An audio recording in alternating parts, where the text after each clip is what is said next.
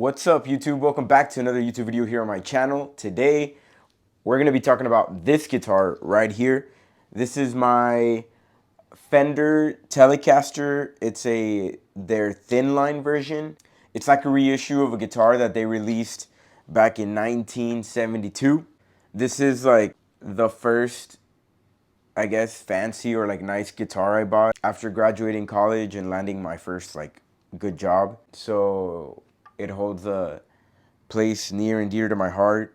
And yeah, so we're gonna be reviewing it. I'm actually gonna do a little cleanup, restring it, and polish up the frets on it because the frets are kind of gunky already. And I haven't used this one in a few months because I popped the string on it. It's missing the B string right now. So when that happened, I just kind of grabbed one of my other ones and started using my Jazz Master that you've seen in my other videos. So hopefully you'll get to see this one in some of my other videos, some of my shorts.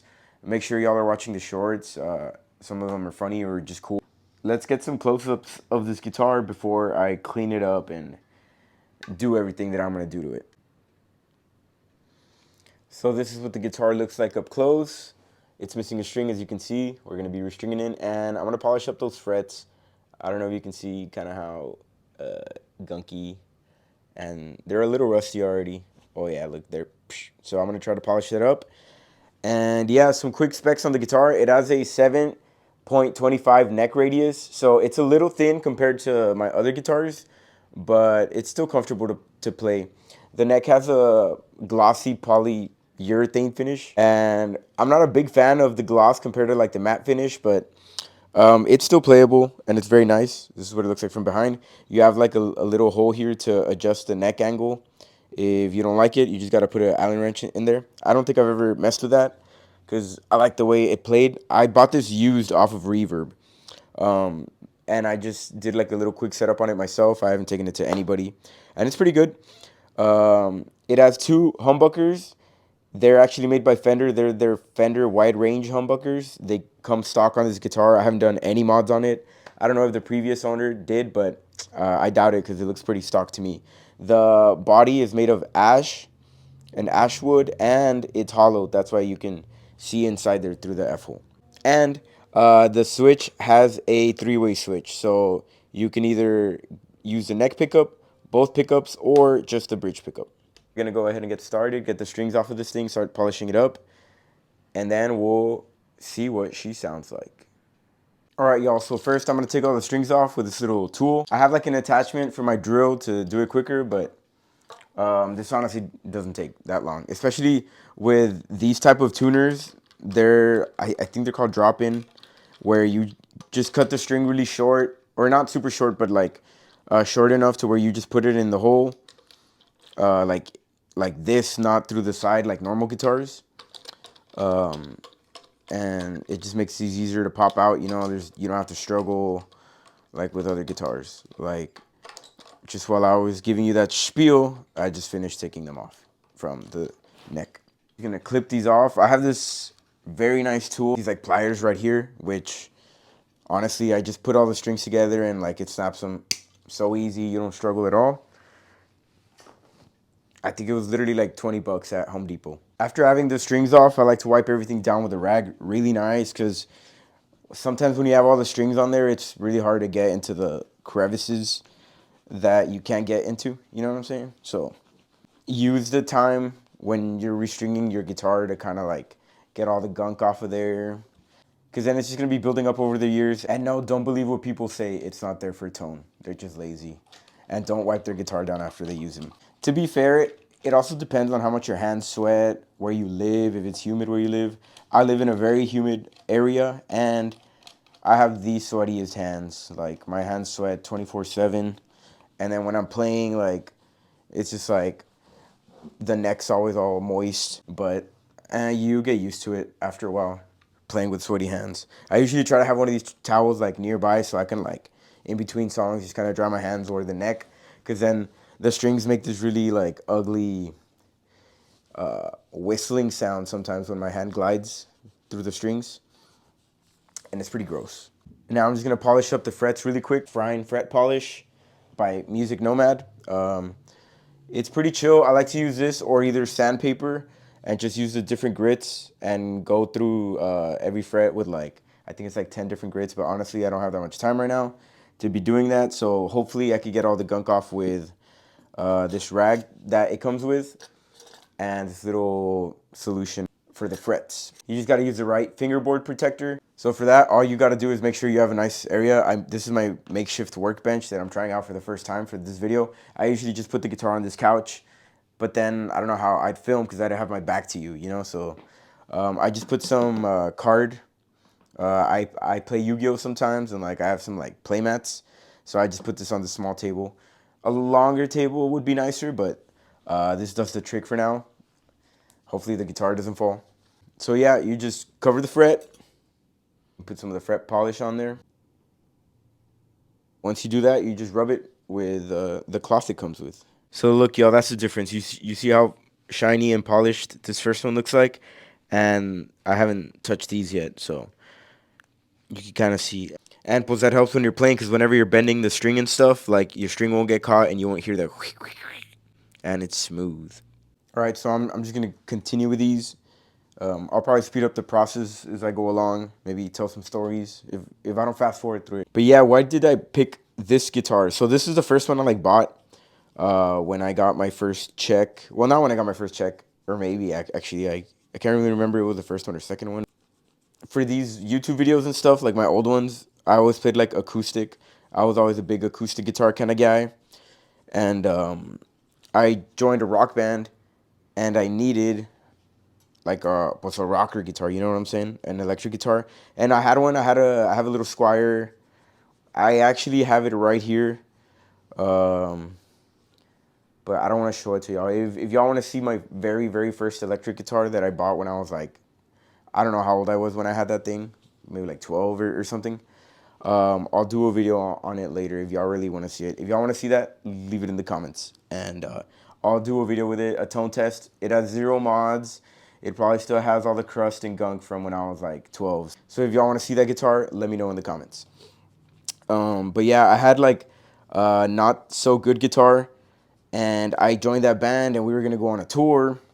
It was funny, I joined like really quick because they needed another guitarist so they could have two, because they were gonna go we were gonna go on this tour all the way to Canada from where I live. We were dreaming big. We did it though, but I needed a guitar. I digress. And I had buddies because I was studying classical guitar at school, and we had like a group chat, and I was like, yo, if anybody has like a guitar that they're not using, like I'm about to go on this tour, I'll take care of it, you know, with my life. And one of my homies, Tony, he was like, yeah, I have a guitar there that I don't use. You can borrow it.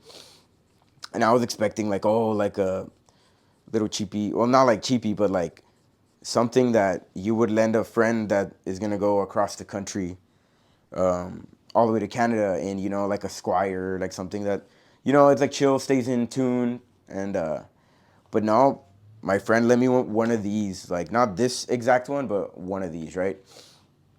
And that's what I used maybe like that first year I was in the group. And then he finally asked for it back because he basically told me I could use it for as long as I needed till he like needed it, you know? So he needed it, so I gladly gave it back to him. I friggin' cleaned it up. I changed the strings. I gave it back to him how he lent it to me, if not in better condition.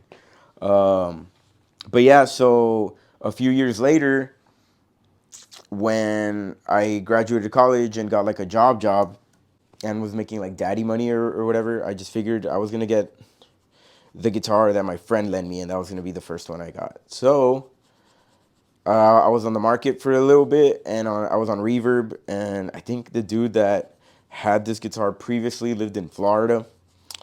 And yeah, I purchased it for, I'll try to put up a screenshot of the thing on the screen if I still have that. But I want to say it was probably like no more than, it was definitely not more than 800 bucks. It was somewhere between 6 to 800. But yeah, when I was in that band, it was that period of time where I wasn't really uploading as much on here. I took like, man, it was like a 3-year break from YouTube or something. Just because we were like actually creating stuff and not just like me covering things, because I got bored of just doing YouTube covers after a while. It was my own original stuff. And now, like, I just do, like, covers for fun and stuff, but I'm writing my own music, so be on the lookout for that, too. Hopefully, it'll be out on Spotify soon. It's just nice to be able to afford an instrument that you weren't able to afford back in the day, you know what I'm saying? And now I got, like, 10 guitars or something, and more to come. But nah, like, I'm gonna take a break from buying guitars for a while. Like, I have enough, like, tonal options, and now I just gotta create more, you know what I'm saying? So that means more videos, more actual original music. If y'all have any ideas of things you wanna see, or if you need me to explain certain music stuff, let me know. Again, I studied classical guitar, so I have some musical knowledge. The other day, someone was like, "Oh, you said this wrong. It was a C sharp, not a D flat." I was like, "Actually, my brother, it's a C sharp because we're in the key of C sharp minor." He was thinking just because we down tuned something to a D flat that it was a D flat, but it's like, brother, just because we tuned down doesn't mean it's not a C sharp. But yeah, I don't know. If I have knowledge in it, I like to, like, I guess, help other people understand why something is whatever. But then they get all triggered. Triggered. No, I'm just kidding. Sometimes I get triggered. But then I check out the person's profile and they're like a 10-year-old that's literally just trolling, and I'm like, oh, okay. It doesn't matter. Okay, now I think I'll probably just cut this to when I'm done polishing all the frets. And all right, y'all, check this out. Super clean, super shiny. No more rust, no more whatever green Atlantic Ocean stuff was growing on there. So yeah, these are Elixir strings. I strictly only use these on my guitars. I have really sweaty hands. These keep strings fresh for longer. And yeah, I highly recommend them. Not sponsored. Hee. So to restring these kinds of guitars, I have this type of tuner with like these holes in there. You know what I'm saying? I like to cut the string so there's not too much slack on it. So what does that mean? Look, we'll start with the thickest string. So I use 42 to 9 so I can do bends and stuff. So yeah, you have to go through the back of the guitar. First, make sure you get it through all the little holes. And then once you got it here, what I like to do, I like to measure like on whatever string, on whatever peg the string has to go through, I just measure like 2 pegs above that. So I like to cut like a little further up, like barely 2. And then you just go through the hole. Once it's in there, I just kind of flatten it out a little bit and start spinning. I also like not having too much string on there because if you have too much string, I feel like to wind it, it has to go lower on the peg. And with this type of guitar, like the previous owner would string these to where it would literally touch the neck behind the nut, and it was leaving like grooves on there. The less string I have, the higher it kind of is on the peg compared to being lower, and then like scratching the thing. I guess like there on these you could kind of see that there's little cuts on the groove, and that's from the string. But the way I strung it, you could see it's like floating and not touching the wood right there. So let me see if I could put the rest of these on real quick so we could get to seeing what she sounds like. Yeah. What is this, an Alex G song?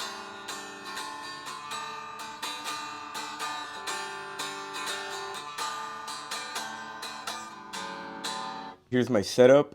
This is what I'm going to be using. It's just my korg tuner going to my compressor. From the compressor to my JHS double barrel. These are my overdrives. To this Julianna stereo chorus. To my Strymon timeline, which I just copped. And from the Big Sky, right now I'm just running mono. Sometimes I do stereo, but today I'm just going to do mono. And I have it connected to my Vox AC15. So yeah, guys, now we're going to listen to what this guitar sounds like with new strings and polished up frets.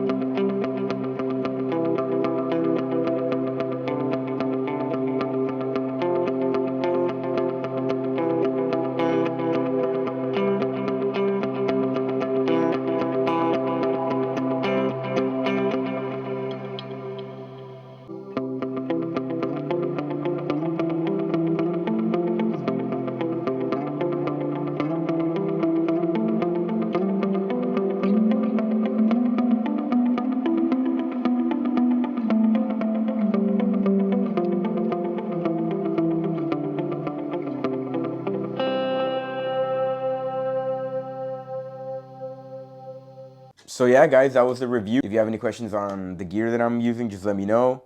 I'll be glad to help. Make sure y'all like and subscribe.